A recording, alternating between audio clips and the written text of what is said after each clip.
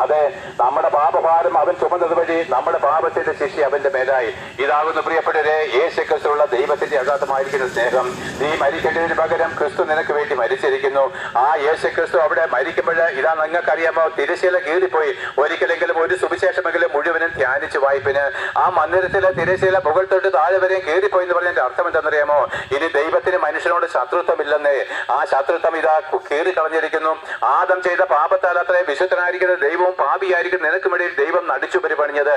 ആ തിരശ്ശീല യേശുക്രിസ്തുവിന്റെ ശരീരയാഗത്താൽ കീറിക്കളഞ്ഞുവെങ്കിൽ എന്റെ പ്രിയപ്പെട്ടവരെ, ഇനി യാഗമില്ല, ബലികളില്ല, കർമാചാരങ്ങളും വഴിപാടുകളും നോയമ്പുകളും ചെയ്യുന്നവരെല്ലാം യേശുക്രിസ്തുവിന്റെ ക്രൂശ് മുഖാന്തരം ദൈവത്തിന് കുറ്റക്കാരായിട്ട് തീർന്നിരിക്കുന്നു. ആകയാൽ നോക്കുവിന് ആ യാഗം നിർത്തലാക്കിയത് വഴി ദൈവം പൗരോഹിത്യം നീക്കിക്കളഞ്ഞു. ഇനിയും പൗരോഹിത്യമില്ല യേശുക്രിസ്തുവിന്റെ യാഗത്തോടുകൂടി. ഇനിയും പൗരോഹിത്യമില്ല. യേശുക്രിസ്തു ലേവ്യനല്ല, അവർ യഹൂദനുമാണ്. ലേവ്യ പൗരോഹിത്യത്തിന് ഒട്ടുമേ കാര്യവുമില്ല. എന്നാൽ യേശുക്രിസ്തു ക്രൂശിൽ